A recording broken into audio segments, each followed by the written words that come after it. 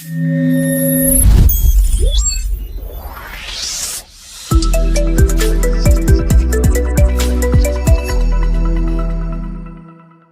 this year's theme was carefully selected because of the kind of political environment we are entering in the year 2026. According to the 2026 Electoral Act, in short, basically all the processes that will lead to the 2027 general elections will be done this year.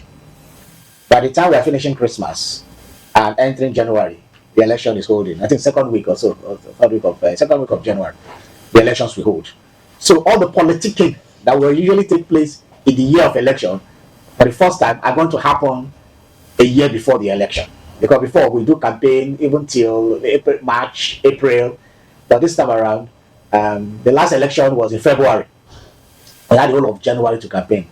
So because of that, we now find that 2026 is actually a year of electioneering. Not the elections itself, but electioneering. All the activities that will lead to that.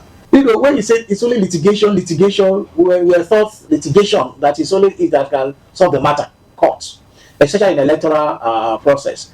But we now found out that even the idea of multi-court system is because when cases come to court, we find out that all of the cases are not necessarily, for litigation, and the court dockets are, cluttered with a lot of, and that's why they brought this issue. Okay, when you come to court, the idea of multi-court door, multi-door court is when you come to court, instead of one single door, which is litigation, let's have different court doors in the court. That is why they call it multi-door. Let's have different doors. Litigation, which is the primary aim of the court. There's conciliation, there's mediation, there's arbitration, there's even negotiation. So let's bring all this mix together and call it multi-door court, so that you can have, when it comes, the lawyer can look at even in litigation. There is even in strict litigation. You hear where counsel will say, my client has said that they want to explore out of court settlements. Mm-hmm. And the judges grant it. This is the best time to begin to interrogate the issue of mediation in our electoral process. So we chose the topic beyond the ballots, the topic for the theme, beyond the ballots, institutionalizing peace, legal and policy framework for electoral mediation. So why? Because there are, first of all, as you said, institutionalizing means to sustain peace. We don't need to fight. We can disagree, but it should not lead to dispute. It should not lead to conflict. It should not lead to war. It should not lead to hatred. So we can still disagree and harmonize our interests and become peaceful. Then, legal and policy framework. It is said that the laws, the electoral law of 2026, we are late. It's not litigation is there. But even though they are there, just like Maureen said, there are places where, but how do we now begin to interrogate the fact that we can actually bring mediation in its full weight to our electoral laws? Because our electoral laws is a breathing document. It's going to be advanced. It's going to be still tinkered on. Maybe by the time we want to do before the 2031 election, we'll have another one, because there are issues we'll learn from this election. And part of the learning lesson curve for us is, let us begin to now champion the cause, engender a conversation where the different parties, the different policymakers, the lawyers, those politicians, political parties, the judiciary, the academia, civil society groups, and all this, can come together and say, okay, can we begin to look at? And that is why we want to champion this cause as the Institute of Mediators. That is our work. And when we engender these questions, we begin the conversation. We start having those who do the judiciary, the legislature will start looking at the policy framework, and we begin to look at how to set up law to include it in the Electoral Act, so that it will be the first. In fact, when you go to some MOUs and some contracts, you will see that explore mediation clause first. That when it fails, you can now do litigation. We see that this is the best time to have this conversation, and then we can now begin to deepen it to make sure that it becomes part of our electoral law. That is why we have chosen that theme for this year's annual lecture. The chairman of that very important lecture, like we all know what lecture is. Lecture is a place where you come, you listen, you are educated, you have something to take back home. And that's the reason why ICMC, we usually have our annual lecture every year, so we can come to refresh, renew our mind.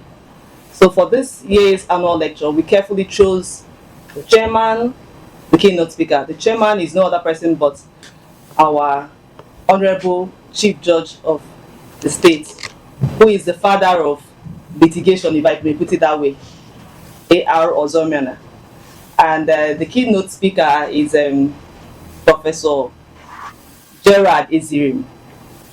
He's a director of the Institute for Peace and Conflict and Development Studies, ICMC. He has produced and is still producing a lot of ADR practitioners.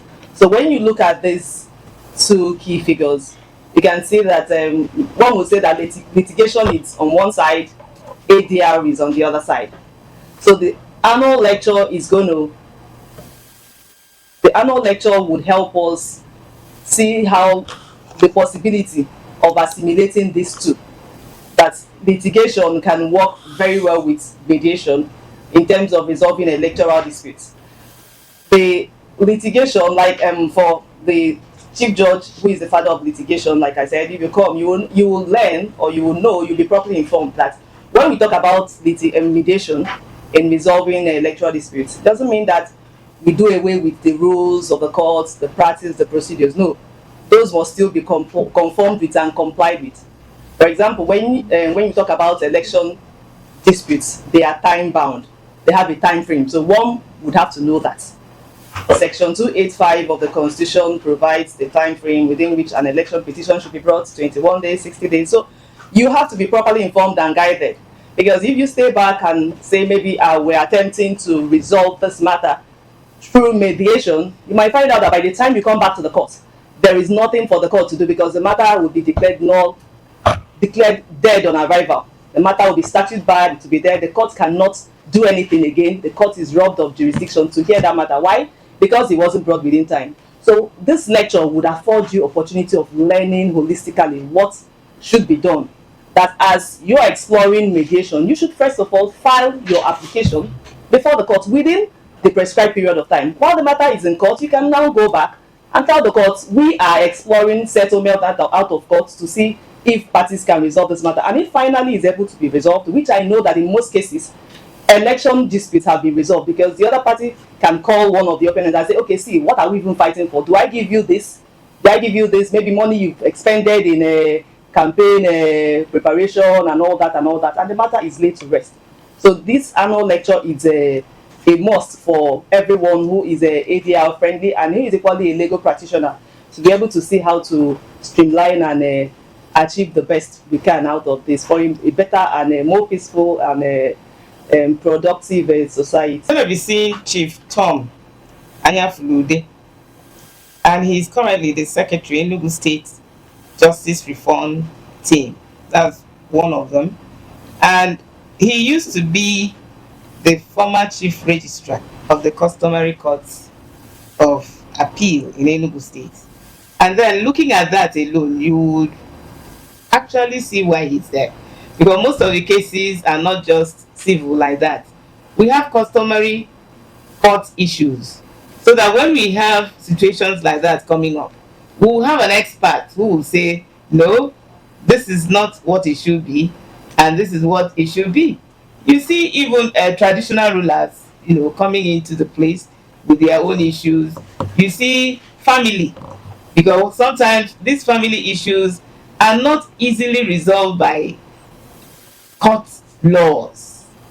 There are some that you have customary court issues.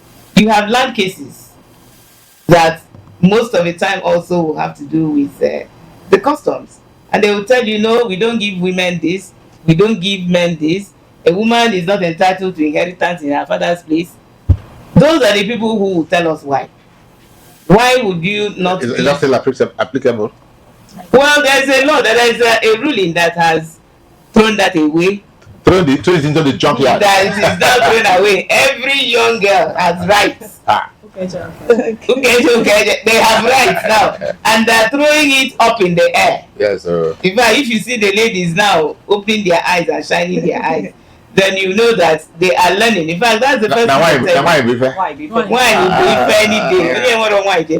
So he's a scholar in every way. So either way where you push him, he will stand gidigba and then defend his classification. That is the whole essence of this meeting that we're going to have. We want to see people who you and Oza in the right way of Iza, not shaking in between.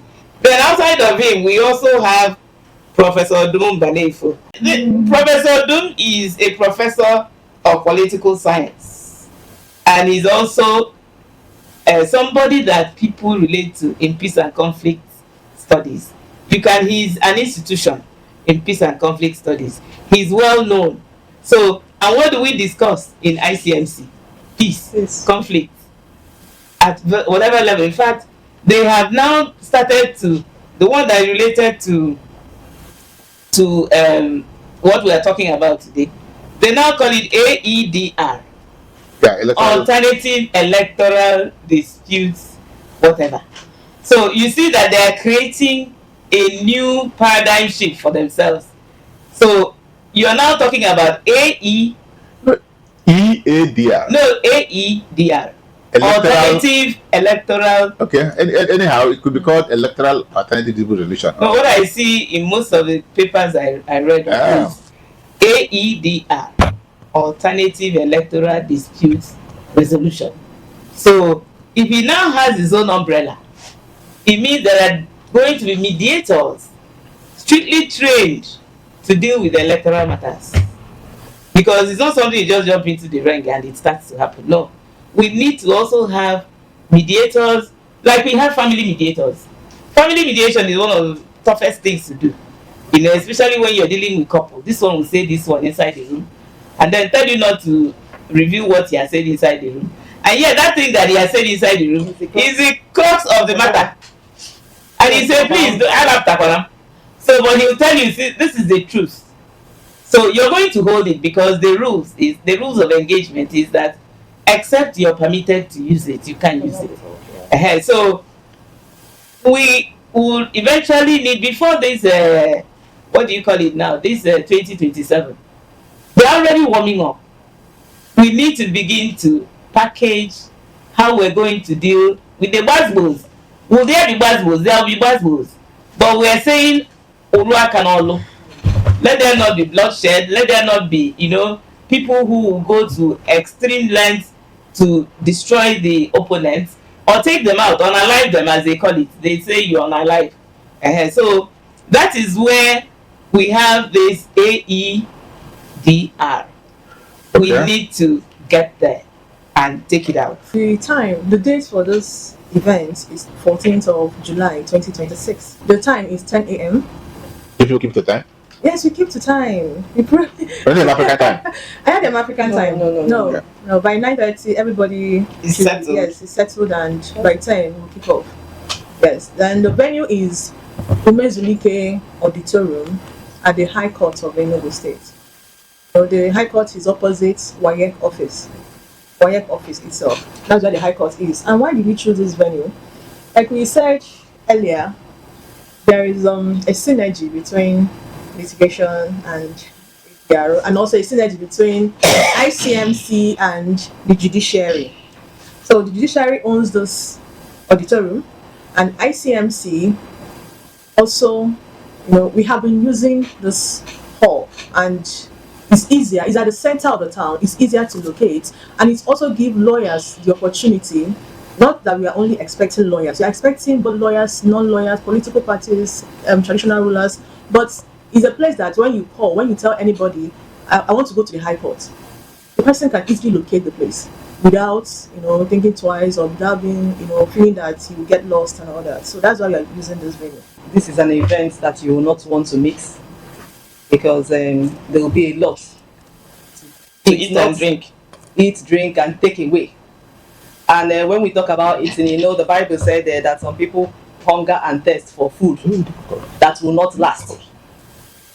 But the wise ones will go for foods that will last internally. So coming to this event, you not only get rice and stew, very plenty, you probably have takeaways, as in what's the impact you're going to get from the lecture. You will leave a changed person. You will leave converted.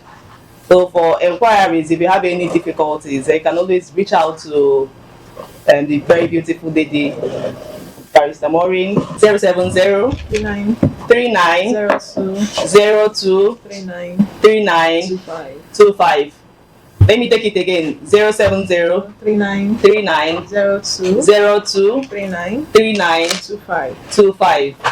Can also reach out to my humble self here, 080 36 80 6515.